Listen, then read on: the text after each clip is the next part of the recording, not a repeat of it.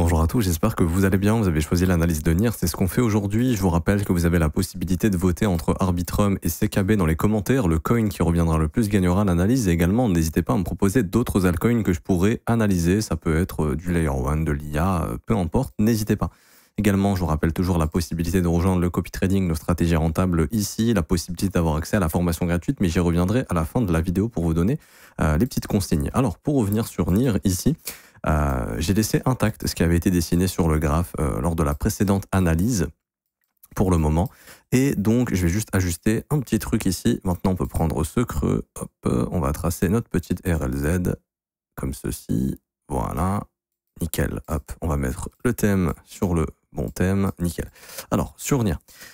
Pour l'instant, quand on regarde le flux ici en weekly, malheureusement, c'est un flux qui reste toujours baissier. Okay, c'est-à-dire qu'on est en train de retracer le mouvement précédent. Ce plus bas ici du 5 août qui nous a ramené sur ce sommet du 2 décembre, donc au niveau des 8,23 $. On aurait aimé que ce creux ici nous permette de faire un nouveau sommet ascendant, ce qui n'a pas été le cas malheureusement. Et c'est ce qui fait que NIR rentre en divergence avec Bitcoin, comme on peut le voir ici, où lui, BTC, a réussi à faire un nouvel ATH, chose que NIR n'a pas réussi à faire. Donc là, on a une divergence entre les deux actuellement, ce qui veut dire que NIR sous-performe le Bitcoin d'un point de vue graphique. D'un point de vue pourcentage, NIR sur ce pump, il a probablement pris plus de valeur que BTC. On est sur un push de 150%. Bitcoin n'a pas gagné 150%, quoique. Ouais, non. 70% ici. Pardon, non, c'est pas à l'échelle du BTC. 49 000, plus de 100 000 si on a gagné plus de 100% ici. Mais c'est une performance qui est assez similaire. Par contre, d'un point de vue technique, NIR n'a pas réussi à faire de nouveaux sommets et ça, c'est un peu dramatique. Alors, on va regarder si ce qui peine, c'est le market cap. Donc là, je suis sur NIR et on va voir si en market cap, on a fait un nouveau sommet. Peut-être que c'est le cas. Et on voit qu'en market cap, c'est le cas. Donc ici, c'est ce qui fait que la dilution de tokens sur NIR reste un problème. Même sur cette courte période, il y a eu une dilution de tokens qui a fait que malheureusement, ça a empêché NIR de faire un nouveau sommet en prix. Pourtant, son market cap a fait un nouveau sommet. Donc là, on rentre dans une phase où NIR a une inflation qui est quand même assez agressive. On va aller voir sur le supply directement ici sur cette chart où ils vont nous montrer le supply. Juste là. Alors là, il y a eu un burn récent, mais si on prend depuis le mois d'août, à l'époque, au mois d'août, on avait à peu près 110 millions de tokens en circulation. Attendez, je regarde le chiffre ici. Circulating supply, pardon. On était en milliards. Et donc, on a eu une hausse. Ici, on va calculer en pourcentage, ce sera plus simple. Depuis le mois d'août, depuis son bottom, c'est-à-dire au 5 août, hop, on a eu une inflation de 9%, et là, on est revenu à 6% parce que ça burn un petit peu. Mais déjà, en l'espace de moins d'un an, on a quand même 6% d'inflation. Bon, c'est pas énorme, mais c'est ce qui va créer justement cette différence. Au moment où NIR va faire son top, en fait, malheureusement, sur le prix, ça ne se fait pas. Et donc, c'est ce qui va créer cette divergence en fonction du prix, pas en fonction du market cap, mais ce qui nous intéresse, c'est le prix. Et ce qu'on veut, c'est que NIR ne perde surtout pas, pour moi, le plus bas qui a été marqué sur comment dirais-je, la victoire de Donald Trump aux élections, ici. Parce que ça voudrait dire que là, NIR retrace tout un mouvement de l'élection de Donald Trump, alors que Bitcoin serait quasiment sur ses plus hauts. Bitcoin était ici à l'élection de Donald Trump. Vous voyez la différence? Bitcoin était là, il est tout en haut. NIR était là, il est revenu au même endroit. Ce qui veut dire que la pression vendeuse commence à devenir assez importante sur NIR. Et ça, c'est pas super positif non plus. Maintenant, est-ce que ça veut dire qu'il faut tout vendre ici? D'un point de vue technique, non, on est plutôt encore dans des zones d'achat, dans les zones de rechargement du précédent mouvement. Après des baisses ici de 48%, il faut plutôt essayer de se positionner acheteur. Maintenant, ce qu'on aimerait voir, c'est un point de retournement et c'est quelque chose qu'on n'a toujours pas. Malheureusement, ici, on a eu consolidation, manipulation, expansion. Consolidation, on vient prendre les stops, on fait de l'expansion baissière en ayant récupéré les stops ici. On a un rebond qui malheureusement fait un sommet descendant comparé au sommet précédent. On est revenu combler les fair value gap ici et on fait une continuation baissière. On vient d'aller récupérer ce plus bas qui est un point d'intérêt important qui peut permettre éventuellement à NIR ici de se reprendre.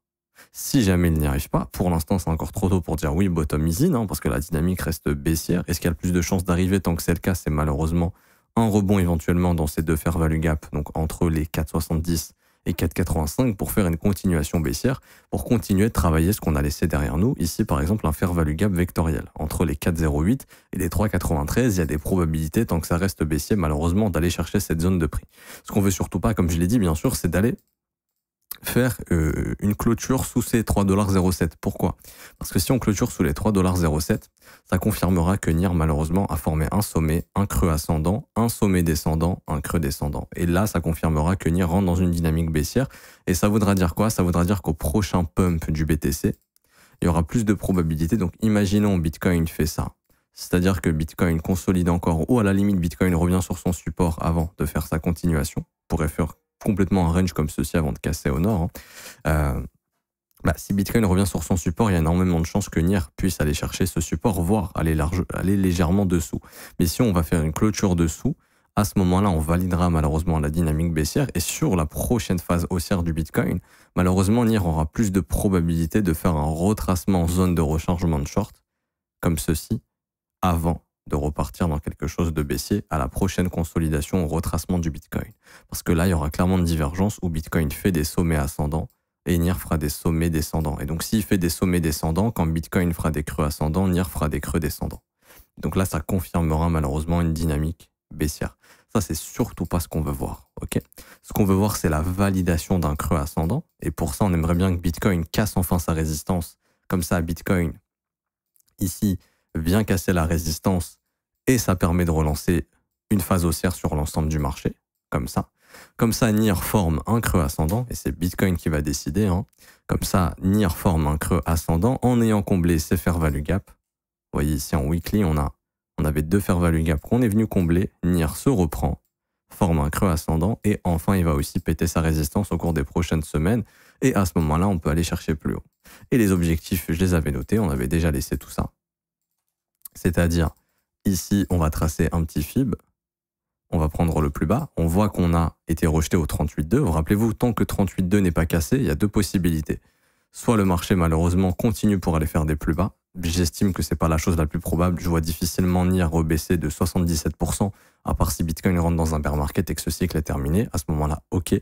Mais ça me paraît pas la chose la plus probable vis-à-vis du Bitcoin. Donc cette possibilité, on l'écarte. Deuxième possibilité, c'est malheureusement le range. Ça veut dire qu'en gros, NIR fera rien à part du range, et quand il reviendra ici, malheureusement, il se fera rejeter à nouveau et il restera en fait dans ce gros range, et malheureusement, son bull run à NIR, ça aura été ça. Ça, c'est la deuxième possibilité. La troisième possibilité, bien évidemment, c'est la cassure des 38,2, et ça, c'est ce sur quoi vous spéculez si vous êtes en train d'acheter du NIR sur ce bull run, casser les 38,2 pour aller chercher plus haut. Et à ce moment-là, l'objectif, ce sera d'aller chercher les 61,8 à 13,17 $. Alors, je pense personnellement que à un moment donné, NIR viendra par récupérer ce sommet. Pourquoi? Parce que c'est le sommet de 2024. Parce que c'est un sommet en low resistance liquidity run. Ça veut dire quoi? Ça veut dire que ici, on a en fait le NIR qui commence à accumuler des zones de stop importantes, et ça permettrait à de gros poissons, par exemple ici, de sortir de position, de prendre de gros profits, s'ils le souhaitent. Ok, pour ceux qui auraient accumulé sur cette phase horizontale ou qui auraient accumulé également sur ces premiers pushs haussiers, ça pourrait être intéressant pour eux de ramener le prix sur ces sommets pour forcer les acheteurs de breakout à se positionner et que ces acheteurs de breakout soient bloqués pour distribuer et retourner le prix à la baisse. C'est une éventualité. Ok, ça se ferait sur un prochain pump du BTC éventuellement, mais quoi qu'il en soit, ce sera une zone importante parce qu'ici on a ce qu'on appelle le 2024 high. On va voir également le 2024 low. Ok, c'est-à-dire le plus bas en 2024, qui pourrait être atteint si jamais NIR n'arrive pas à se reprendre et que Bitcoin n'arrive pas à se reprendre. Alors le plus bas de 2024, et je l'ai sur mon graphique, il est juste ici, ça peut devenir un point d'intérêt pour le marché. Je dis pas qu'on va y aller, bien évidemment, et honnêtement, là, ça me paraît beaucoup trop bas. Si on y va, pour moi, c'est seulement si Bitcoin dégringole dans les 75-80 000, ce qui en choix ne changerait pas la tendance de fond du BTC. Mais c'est pas ce qui me paraît la chose la plus probable. Mais je suis obligé de l'indiquer. 2024 high, 2024 low, donc 2,45 $, 9,01 $. Dans l'idée, c'est quand même d'essayer de former un creux ascendant ici pour aller chercher le plus haut de 2024, qui sera une zone de profit obligatoire. Et également, maintenant, on est obligé de faire attention à la zone de rechargement de short de ce mouvement parce que NIR pourrait former un sommet descendant, malheureusement. Donc là, c'est tous les niveaux importants. 9,01 $. En cas de future remontée. Avant ça, bien sûr, la zone de rechargement de short de ce mouvement, donc là actuellement elle est entre 6,71 $ et 7,38 $. C'est super important d'en prendre compte. Juste là. Et pour l'instant, c'est tout. C'est vraiment les niveaux qu'il va falloir observer pour le moment. Également, en cas de reprise haussière, imaginons que ça, ce soit une énorme structure d'accumulation et qu'on finisse par péter avec un gros bull run, on ira chercher très probablement, et ça on l'avait calculé, ça c'est les 61,8 de 100% d'extension sur la capitalisation.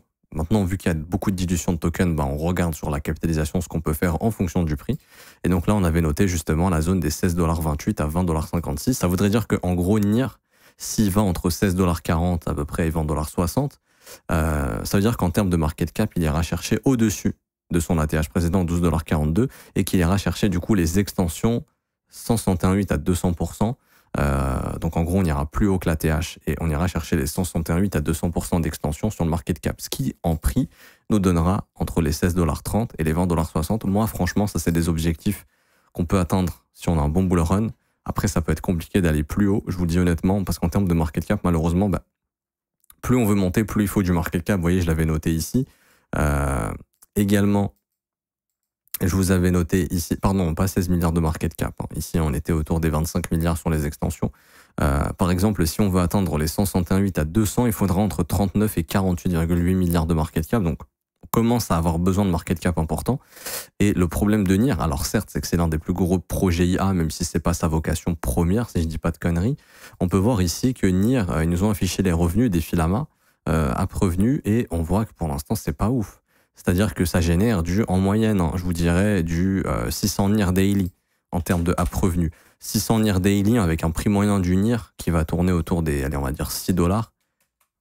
Ici, les 5,50 plutôt, parce que là on a baissé un petit peu, mais je prendrai les 5,50. On voit qu'on est sur du 3000 balles daily. 3000 balles daily x 365, ça nous fait du 1 200 000 à l'année. Je pense qu'il y a d'autres revenus qui sont générés, bien évidemment, mais là, en tout cas, on voit qu'on est sur 1 200 000 à l'année sur un projet qui vaut quand même 5,1 milliards. C'est ridicule. Franchement, c'est ridicule en termes de ce que génère le protocole et la capitalisation. Et c'est important de bien comprendre que pour des institutions, c'est une data qui est quand même observée pour savoir si c'est surévalué ou non. Alors, je pense qu'il y a d'autres types de revenus, bien évidemment, mais pour le moment, je vois pas ça pourrait être quoi, à part s'il y a des partenariats qui sont passés, que de grosses entreprises ont besoin de NIR pour faire telle ou telle chose, ce qui est probablement le cas. J'ai pas cherché, n'hésitez pas à me le dire en commentaire. Mais en tout cas, pour l'instant, en termes de revenus, c'est pas ouf. Et on voit aussi qu'en termes de TVL, pour le moment, c'est pas une TVL qui augmente énormément. On n'est même pas au-dessus des sommets de 2022. Ce qui veut dire qu'il y a d'autres, justement, blockchains qui ont attiré plus. Je pense notamment à SUI, je pense bien sûr notamment à Solana. Si on regarde la TVL de Solana ici, c'est en train d'exploser. Et là, même si on regarde en valeur Solana, la TVL ici, elle est en train d'exploser, elle monte en flèche. Donc on voit toujours Solana qui est utilisé majoritairement. Alors je sais pas si on a des datas au niveau de app revenu, mais par exemple Solana, si vous faites une comparaison, là on a eu des pics à 160 000 Solana daily, je sais pas si vous vous rendez compte. 160 000 Solana daily, ça fait, si on fait fois 200 à peu près, le prix d'un sol, ça fait du 32 millions journalier. Si je fais une moyenne, on va prendre une moyenne basse, on va prendre 35 000 Solana, avec un prix moyen de 200 $ également, ça fait du 7 millions daily. Donc c'est 7 fois plus que ce qu'arrive à générer NIR en un an. Pour vous donner un exemple, Solana fait 7 fois plus en un jour que ce que peut faire NIR en un an. Et ça, c'est un gros problème. Ça montre clairement que Solana, ça a des années-lumière de NIR, par exemple, en termes de revenus. Et ça, il faut bien le comprendre. Et ici, on a les fees journalières, 8 960 000, c'est énorme. App revenu, 15,4 millions. Volume, 5,5 milliards. Ça, je crois que ça touche peut-être le volume spot de Sol. Ou je sais pas, c'est peut-être le volume qui s'exécute sur la Solana Chain, il faudrait vérifier. Mais ça n'a rien à voir. Donc, ce sont deux blockchains différentes, mais Solana est beaucoup plus rentable. Donc, c'est pour ça que Solana progresse et que malheureusement, NIR, dump. Et on voit justement qu'il y a SUI également, qui a pris beaucoup de place au niveau des Layer 1. Donc là, qui se met à retracer, mais encore une fois, c'est différent de NIR, où Solana et SUI sont très haussiers. Et c'est pour ça qu'on voit qu'il y a Solana qui est en train de bouffer avec SUI beaucoup de parts de marché aux autres Layer 1. Et c'est ce qui rend compliqué justement ce push de NIR. Et même en ayant joué la carte de l'IA, pour l'instant, malheureusement, ça a du mal. Alors, je dis pas que c'est la fin pour NIR, loin de là. Je dis juste qu'il faut que la blockchain NIR soit beaucoup plus utilisée, que ça puisse générer plus de revenus, plus d'attractivité, plus de TVL aussi. Et tout ça, ça donnera de la confiance et ça pourra permettre aux investisseurs de dire ok, il y a une nette amélioration, mais tant qu'il n'y a pas ça, je vois pas les raisons qui pourraient faire que NIR peut exploser comme ça du jour au lendemain, à part sur un move très spéculatif dans l'IA. Et donc là, tout le monde se jetterait sur de l'IA et donc NIR pourrait en bénéficier. Mais à mon humble avis, tant que le narratif de l'IA ne revient pas, et on voit actuellement d'ailleurs tous les agents IA qui a été la dernière bulle actuellement qu'on a eue autour de l'IA, on voit que tous les agents IA pour l'instant sont en train de se faire éclater. Ce qui indique justement que la hype elle est même en train de baisser sur les agents IA. Donc il faut que la hype se relance sur l'IA et tant que ce ne sera pas le cas, malheureusement NIR ne fera pas grand chose. Donc pour moi NIR a une carte à jouer sur le prochain narratif IA, mais il faut que le narratif revienne et tant qu'il ne revient pas, je pense que malheureusement, quand je dis il ne se passera rien, c'est que ça suivra les flux du BTC. Si Bitcoin remonte, NIR pourra remonter. Si Bitcoin chute, malheureusement, il faudra s'attendre, je pense, à une chute sous les 3,07$ qui sera le prochain point d'intérêt majeur. Enfin non, pardon, les 3,53$ dans un premier temps. Mais de là à exploser, il faudra vraiment une bulle autour de l'IA et tant qu'elle ne revient pas, je pense que NIR fera pas grand-chose. Voilà, c'est un peu mon idée. N'hésitez pas à me dire votre idée à vous en commentaire. En tout cas, je m'arrête ici pour aujourd'hui. J'espère que ça vous aura plu. Si c'est le cas, n'hésitez pas à laisser un petit pouce bleu, vous abonner si ce n'est pas déjà fait, à mettre un petit commentaire. Également, je vous rappelle qu'en commentaire épinglé, vous avez une nouvelle formation à récupérer sur le price action, order block, fair value gap, breaker block. Il y a tellement de concepts, je ne peux même pas tous les citer. Je vous apprends absolument tout sur comment lire le prix, rien que le prix et le temps, sans indicateur, rien du tout, juste avec un prix. Là, vous pouvez faire, comme je le fais dans les briefs, analyser le prix et mettre les probabilités de direction de prix, etc. C'est une nouvelle formation, elle se récupère. Premier lien en commentaire épinglé. Ça vous ramène sur cette page. Vous avez juste à cliquer sur ce petit formulaire. Vous cliquez sur obtenir gratuitement. Vous mettez votre email, votre identifiant BitGet. Si vous n'êtes pas inscrit via notre lien partenaire, vous le faites ici. Vous mettez votre identifiant BitGet. Vous cliquez sur recevoir gratuitement et par mail, vous recevrez la première formation qui est celle-ci. Là, 6 heures de cours vidéo plus les pépites altcoin. Et quand la deuxième elle sera dispo, en fait, ça va s'ajouter à côté de la première sur le même accès que vous aurez reçu par mail. Ensuite, le copy trading. Pareil, inscription BitGet, deuxième lien, vous remplissez ce formulaire prénom, email, identifiant BitGet. Troisième lien, les 4 vidéos à regarder de configurer le copy trading juste ici. Vous suivez les étapes, c'est un tutoriel qui va vous permettre justement de configurer votre compte et d'avoir accès à notre outil de copy trading qui est 100% gratuit. Et également l'école, si jamais ça vous intéresse. Je m'arrête ici, on se retrouve pour une prochaine analyse très bientôt. À bientôt, ciao ciao.